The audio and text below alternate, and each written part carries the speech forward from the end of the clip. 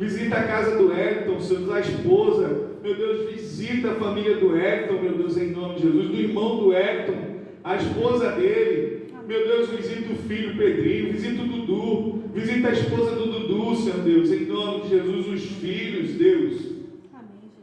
Meu Pai, vai visitando cada pessoa dessa rua. Visita, Senhor Deus, aquele nosso irmão mais à frente, que tem uma criança pequenininha, Senhor Deus. O fotógrafo, a esposa dele. Visita, meu Deus, vai visitando. Visita o seu machiste. Visita a família do seu machiste. Meu Deus, visita o menor. Visita a esposa, os filhos. Visita as famílias dessa localidade. Meu Deus, visita o nosso irmão presbítero. Abençoa o estabelecimento, faça prosperar. Faça prosperar o Anderson. Visita, Pai, em nome de Jesus. As famílias de Jacaroá, meu Pai, em nome de Jesus. E nós pedimos, se há algum entre nós enfermo, derrama a tua cura essa noite. Visita aqueles que estão nos lares. Meu Deus, em nome de Jesus, visita a Carol, esposa do Jonathan. Graças a Deus ela operou o coração. Meu Deus, está indo tudo bem, está dando tudo certo. Jeová Rafa, visita a tua filha. Sustenta ela nas palmas das tuas mãos. Sustenta essa família, Senhor. Nós te pedimos agora em nome de Jesus, meu Pai. Visita como igreja, nós te pedimos. Se há algum parente nos hospitais, cura, Deus, cura, Deus, cura, Deus. Penetra com o teu poder do alto da cabeça até a planta dos pés de cada um. Nós te pedimos como igreja agora, Jeová Rafa, Jeová Rafa, Jeová Rafa. Amém, Pai. Glória a Deus. Visita o seu Orlando, tira a febre, Pai. Derrama saúde sobre o teu filho. Nós te pedimos essa noite, Deus. Nos cobre com o teu sangue em nome de Jesus. Em nome de Jesus. Em nome de Jesus. Amém. Graças a Deus, graças a Deus. Glória a Deus. Você que trouxe seu dízimo, sua oferta. Separa seu dízimo e sua oferta. Glória a Deus. O Senhor é bom, o Senhor é bom. Glória a Deus. Aleluia, glória a Deus.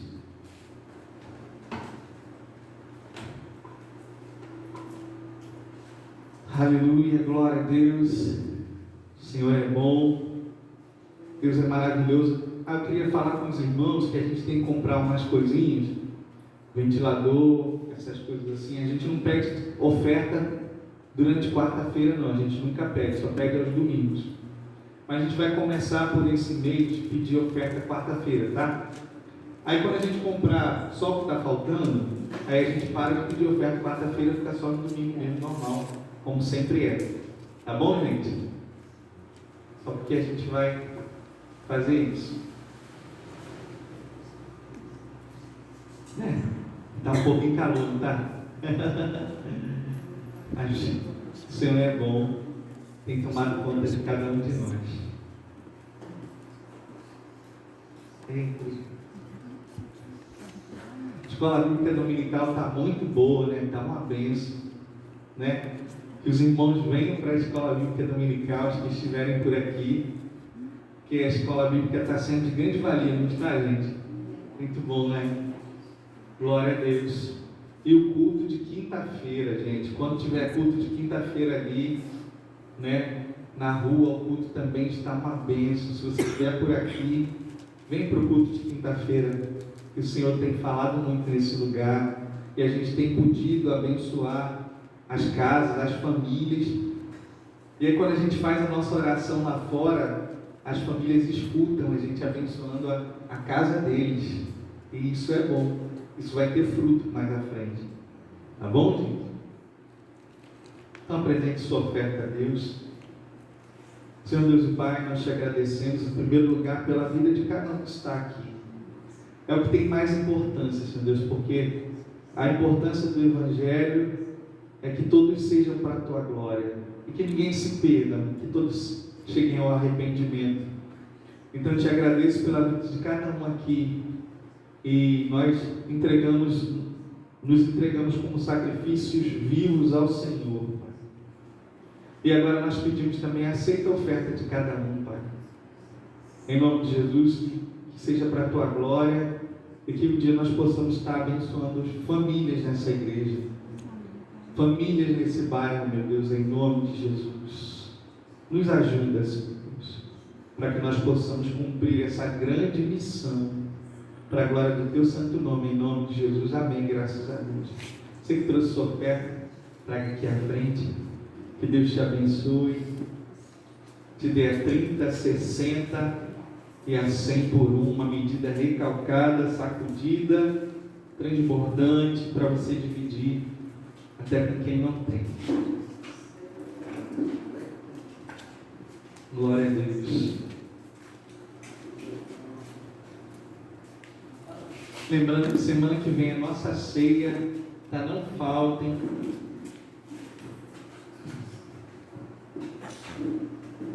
Aleluia, glória a Deus. Amém.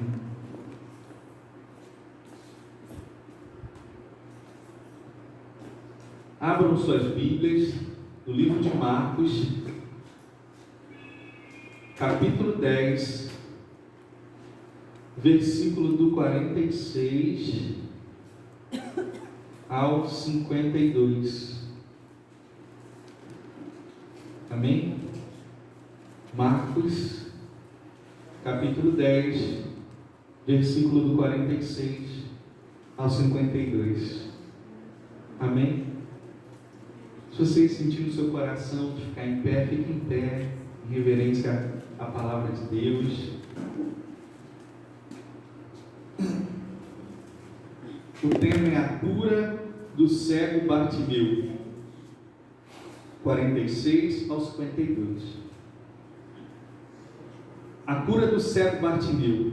Depois foram para Jericó, e saindo ele de Jericó com seus discípulos e uma grande multidão, Bartimeu, o cego, filho de Timeu, estava assentado junto ao caminho, mendigando. E ouvindo que era Jesus de Nazaré, começou a clamar e a dizer: Jesus, filho de Davi, tem misericórdia de mim. E muitos o repreendiam, dizendo que se calasse. Mas ele clamava cada vez mais: Filho de Davi, tem misericórdia de mim. Então Jesus, parando, mandou que o chamassem. E chamaram o cego, dizendo-lhe: tem bom ânimo, levanta-te, ele te chama. E ele então, lançando de si sua capa, levantou-se e veio a Jesus. E Jesus falando disse: que queres que te faça? E o cego lhe disse: mestre, que eu possa ver. E Jesus lhe disse: vai, a tua fé te salvou. E logo recuperou a vista e seguia Jesus pelo caminho. Amém? Senhor, abençoa a pregação da tua palavra. Espírito Santo, fala através dela, não deixa eu atrapalhar nem um pouquinho, para a glória do teu nome, em nome de Jesus. Amém, graças a Deus. Pode sentar, gente.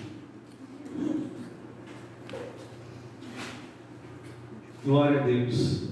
Então nós vemos aqui a Bíblia contando a história de um cego, certo?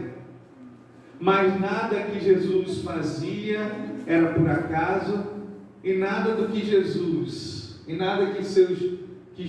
fazia com relação a seus discípulos também era por acaso. A Bíblia fala que esse homem, ele ficava ali à beira do caminho, ele sempre estava ali. Quando nós lemos alguns versículos antes, se nós formos para o versículo 35, a gente vai ver assim: então Tiago e João, filho de Zebedeu, chegaram-se a ele, dizendo: mestre, queremos que nos faça um pedido. Queremos que nos faça o que pedimos. E a Bíblia diz que Jesus olhou para ele, e como fazia com todos e faz com cada um de nós também, Jesus Cristo fala assim para eles: o que querem que eu vos faça? E essa é a interrogação que Jesus Cristo sempre está fazendo para cada um de nós. E a resposta deles foi essa. E eles disseram: nos concede que em tua glória nos assentemos, um à tua direita e outro à tua esquerda. Quer dizer, eles estavam andando com Jesus, com mais 10 discípulos, e os irmãos então chegaram próximo de Jesus e falaram com ele: Jesus, quando chegar na tua glória, me põe um à tua direita e um à tua esquerda. Em algumas traduções diz que eles foram conduzidos pela sua mãe, a mãe que acompanhava, e a mãe, uma hora a mãe falou: vai lá, fala com Jesus para colocar um à direita e outro à esquerda. Então Jesus lhes disse: não sabeis o que pedis. Podeis vós beber o cálice que eu bebo e ser batizado no batismo que eu sou batizado? E Jesus ali, em ambas as perguntas que fez para eles, estava falando da cruz. Que Jesus Cristo, ele teria um lugar de destaque, sim, dado por Deus, mas é um destaque que ele já tem eternamente, por ser Deus. Mas ele teria um lugar de destaque, e Jesus fala para eles: olha só, vocês não sabem o que vocês estão pedindo, porque vocês estão pedindo. Vocês sabem pelo que eu vou passar? E Jesus Cristo então começa a mais ou menos mostrar para eles que a visão que eles tinham do reino de Deus, a visão deles, o que eles tinham do reino, estava errada. Não era uma boa visão. E Jesus Cristo então começa a falar assim. E eles disseram: nós podemos beber do cálice que o Senhor vai beber. E Jesus, porém, lhes disse: em verdade, vocês vão beber desse cálice que eu bebo, e no batismo que eu sou batizado, vós sereis batizados. Porque Jesus já sabia que a história daqueles discípulos também seria de martírio. Aqueles discípulos, eles também se sacrificariam pela obra. Aqueles discípulos, eles eram o fundamento do Evangelho. Através daqueles discípulos, o Evangelho se espalharia pelo mundo e chegaria até nós. Mais à frente, através do apóstolo Paulo, mas eles beberiam daquele cálice, sim, Jesus Cristo falou. Mas Jesus Cristo fala para eles assim: olha, mas quanto a sentar-se à minha direita ou à minha esquerda, não me pertence a mim concedê-lo, porque as posições no reino de Deus dependem de Deus, dependem do Pai, mas isso é para quem está preparado. A Bíblia diz que quando os 10 souberam o que se passava no coração daqueles dois irmãos, tu imagina, nós somos 12, nós andamos juntos, passamos pelas mesmas coisas, esses caras chegam até Jesus e pedem lugar de destaque, e eles ficaram chateados com eles, por causa disso que aconteceu. Mas Jesus, chamando-os a si, disse-lhes: sabeis que os que julgam ser príncipe entre as gentes se assoriam deles, e os que entre eles são grandes usam de autoridade sobre eles. Jesus Cristo então começa a falar com ele qual é a visão do Evangelho. Jesus Cristo começa a falar com os 12 qual a verdadeira visão do Evangelho. E ele fala assim: olha só, no mundo, as pessoas que são príncipes, eles têm pessoas que estão debaixo da autoridade deles, e essas pessoas servem a eles. Aqueles que são grandes no mundo, eles são reconhecidos pelas pessoas, e as pessoas servem a eles. Mas essa não é a visão do reino de Deus. Mas não será assim entre vós, Jesus Cristo falou no versículo 43.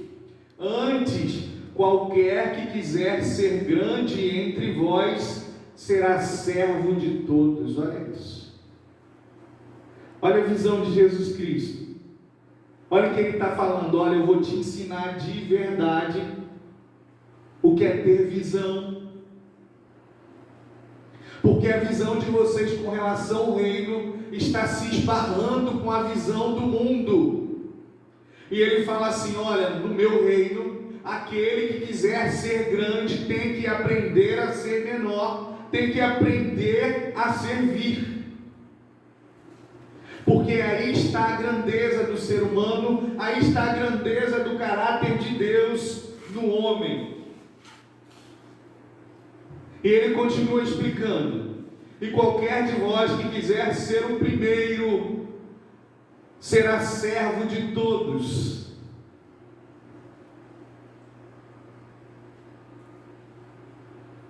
Então o Evangelho de Deus, ele a cada dia nos confronta se nós queremos ser a imagem e semelhança de Deus, se nós queremos ser parecidos com Jesus Cristo.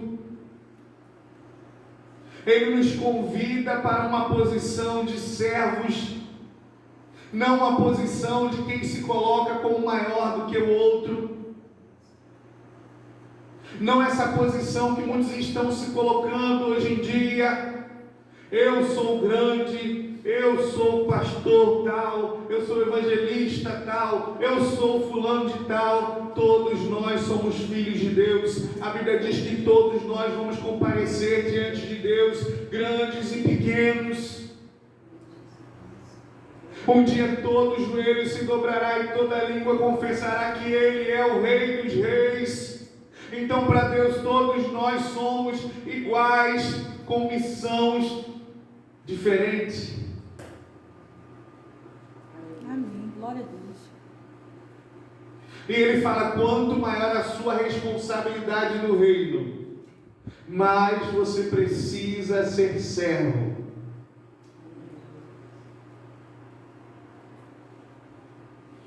E ele explica então: porque o Filho do Homem também não veio para ser servido.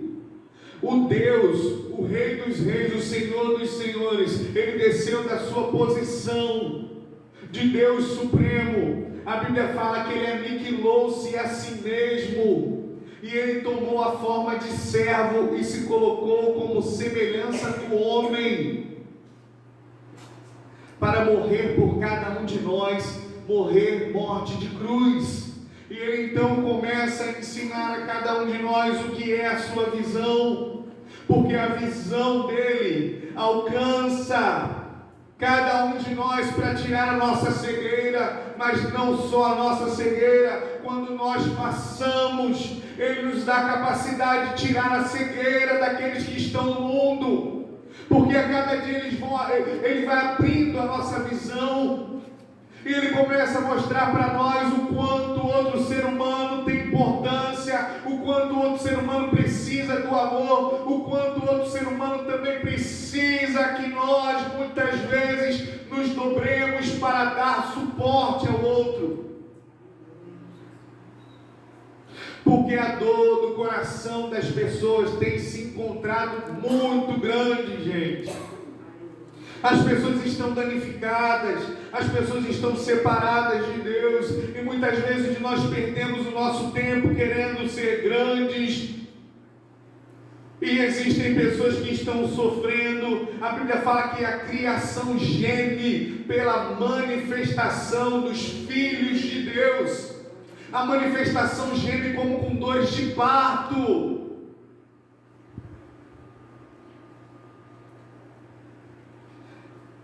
Com a expectativa de que nós consigamos ter a visão de Jesus Cristo, para que as pessoas sejam alcançadas, sejam transformadas, para que as famílias sejam alcançadas, sejam transformadas, para que a paz que excede o entendimento entre nas casas. E pode ser que para esse período da sua vida, Deus comece a permitir, ou já tenha começado a permitir, que primeiro inicie esse trabalho de amor dentro da sua casa, com a sua família. E você fala muitas vezes: meu Deus, por que eu estou passando por isso? Por que eu estou passando por isso?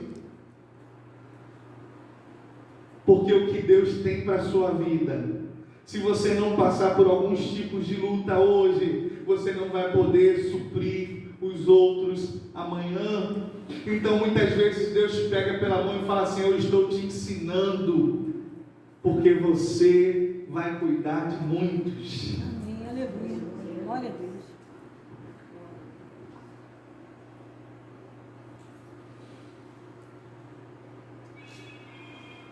E Jesus Cristo então fala assim: vocês precisam entender, porque o Filho do Homem também não veio para ser servido, mas para servir. E quando ele fala de servir, ele está falando de extremo. Veja que Jesus Cristo levou o pecado de toda a humanidade, do passado, do presente e do futuro. Pense no pior ser humano que você possa imaginar. Jesus Cristo veio para morrer por essa pessoa. Então quando ele fala assim: vocês precisam entender que eu vim para servir. Agora, o que está acontecendo dentro do seu interior no que diz respeito ao reino de Deus?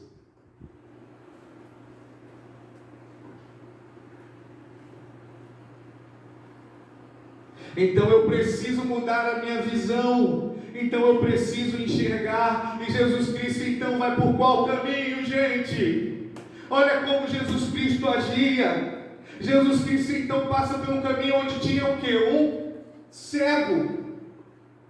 Olha que coisa interessante. Depois foram para Jericó. Porque Jesus Cristo, geralmente, o contexto das histórias de Jesus eram parecidas. A mulher do fluxo de sangue, a filha de Jairo. Vocês já prestaram atenção nisso? Porque Jesus, ele era conduzido por quem? Pelo Espírito Santo. E quando ele estava andando com os seus discípulos, tudo servia para o ensinamento deles. Tudo era para o ensinamento. Depois foram para Jericó. E saindo ele de Jericó com os seus discípulos, uma grande multidão. Bartimeu o cego, filho de Timeu, estava assentado junto ao caminho, mendigando. Quando a Bíblia destaca assim: Bartimeu, filho de Timeu, alguns historiadores falam que o pai dele era uma pessoa importante. Mas o pai dele fez alguma coisa que fugiu de alguns princípios. E o pai dele foi marcado.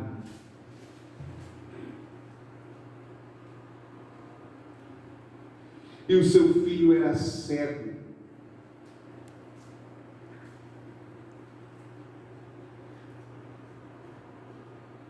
Filho de Timeu. Era uma família proeminente antes de que ele se tornasse um cego e mendigo.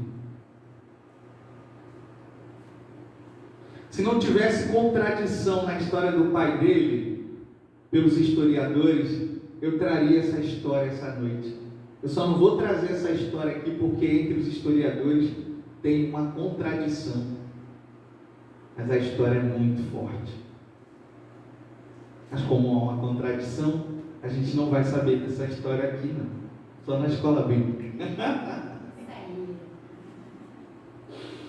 E esse homem, então, ele estava assentado junto ao caminho a Medigar. E ouvindo que era Jesus de Nazaré, ele começou a clamar. O que acontece? Nós precisamos entender uma coisa. Quando se trata de cegueira, quando nós estamos com algum tipo de cegueira, e nós podemos estar com muitos tipos de cegueira, nós podemos estar com cegueira que se diz respeito à nossa família, à nossa esposa, o marido. A gente pode estar com algum tipo de cegueira com relação aos nossos filhos, e nós não temos prestado atenção. A gente pode estar com algum tipo de cegueira no nosso trabalho, nas nossas finanças, na nossa forma de conduzir a nossa vida. Nós podemos estar com algum tipo de cegueira que se diz respeito a pecados que nos afastam de Deus, que nos desprepara ao ponto de, se Jesus viesse buscar a sua igreja, podia ser por causa do meu comportamento que eu tenho andado, eu não alcançasse junto com a igreja a salvação.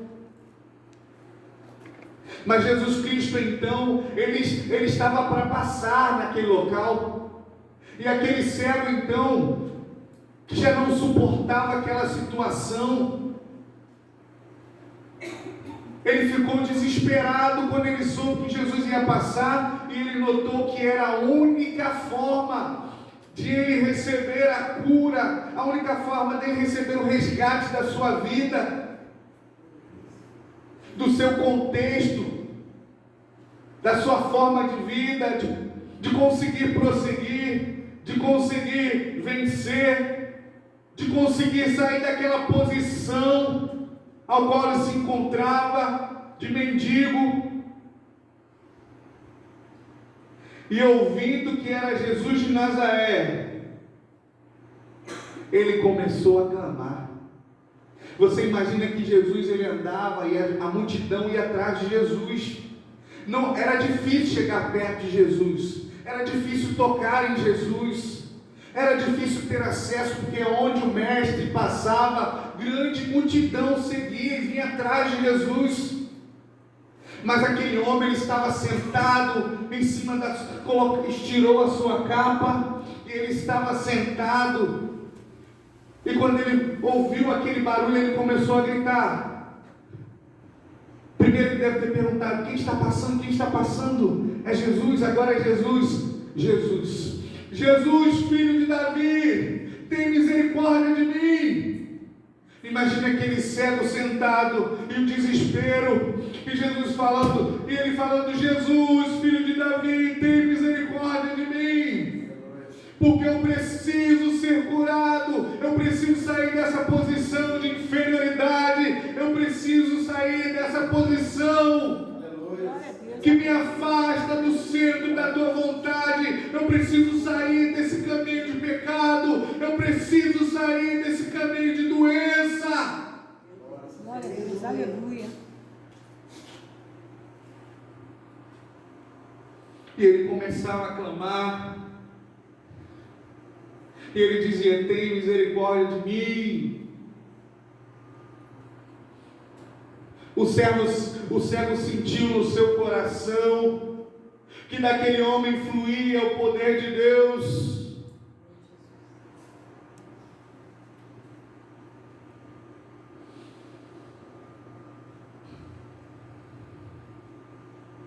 E ele rogava a petição correta. Você pensa que quando nós falamos com Deus, e muitas vezes nós pedimos tantas coisas a Deus, mas aquele homem, ele pedia por quê? Misericórdia. Misericórdia. Sabe por que aquele homem pedia misericórdia? Porque se a história daquela cegueira tem a ver com a sua história passada, de sua família, quando você pede a Deus alguma coisa, eu preciso lembrar que Deus, Ele é santo, que Ele é amor, mas Ele é justiça, e Ele é misericórdia. Quando você peca contra Deus e esbarra na santidade, Ele vai aplicar a justiça sobre você. É uma característica de Deus. Mas quando você fala assim: Senhor, eu quero a Tua misericórdia. Eu não sei o que está se passando. Eu não sei se tem alguma legalidade. Eu não sei qual é o contexto histórico, mas eu estou aqui, eu sou cego, eu quero transformação. Mas na minha sabedoria de ser humano normal, eu não sei o que fazer, eu não sei ser diferente. A minha vida toda eu coloco um pano aqui, eu fico sentado, eu fico aqui esmolando, eu não sei fazer outra coisa. Eu estou cego.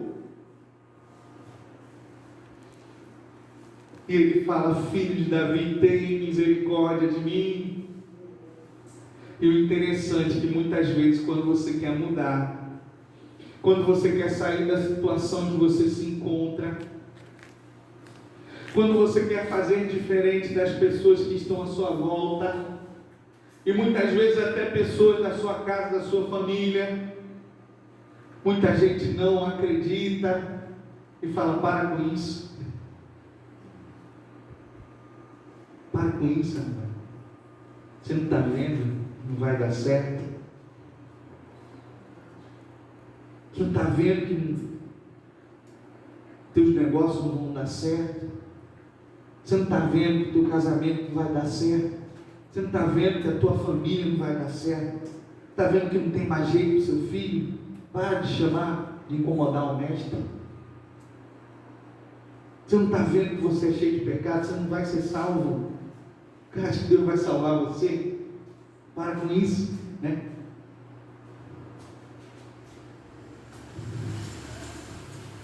E muitos o repreendiam dizendo: cala-te.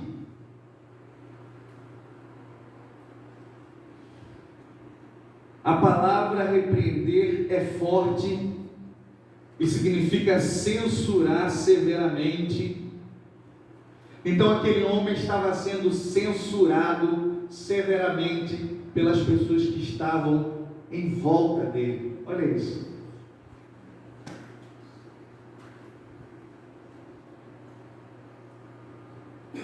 Qual a meta que você tem para a sua vida esse ano? Qual a meta que você tem para a sua família esse ano? Qual a meta que você tem para os seus filhos esse ano?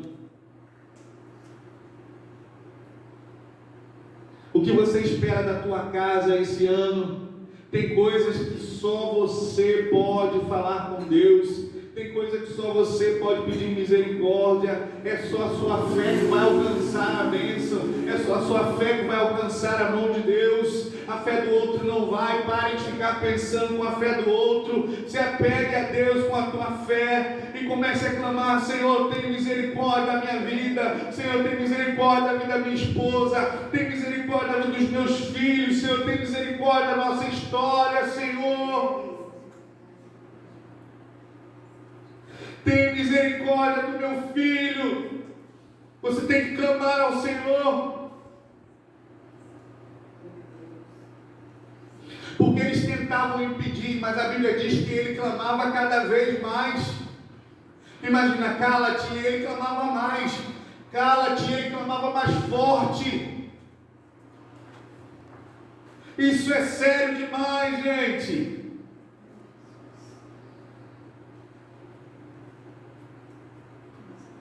Porque se nós sabemos que Deus pode todas as coisas, nós não podemos desistir, porque a palavra final vem dele. A palavra final vem dele, ele é Deus, a palavra final vem dele. Glória a Deus, aleluia.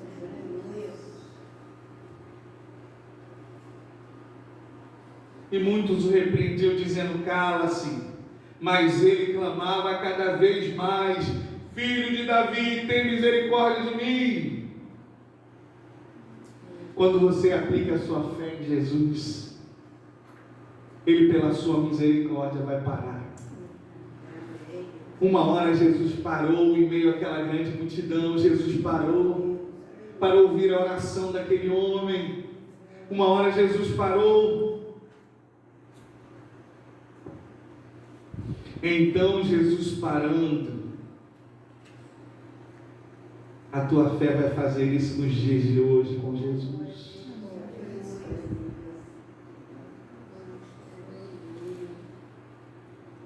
Mandou que o chamassem. Esse foi o momento mais grandioso da vida daquele homem. Porque quando Jesus para ouvir a tua voz, imagina aquele homem que veio com a vida arrasada, condenada, que não podia progredir, que a história dele seria aquela, sendo humilhado, sentado no chão, com aquela capa, pedindo esmolas. Era a única forma daquele homem sobreviver. Ele já vinha muitos anos fazendo aquilo. Mas quando Jesus para ouvir a tua voz, quando Jesus para ouvir o teu pedido, imagine a vida toda mudada, toda transformada, toda restaurada. De um homem envergonhado, um homem com possibilidade de começar a escrever a sua própria história. Olha isso. Glória a Deus. Do homem que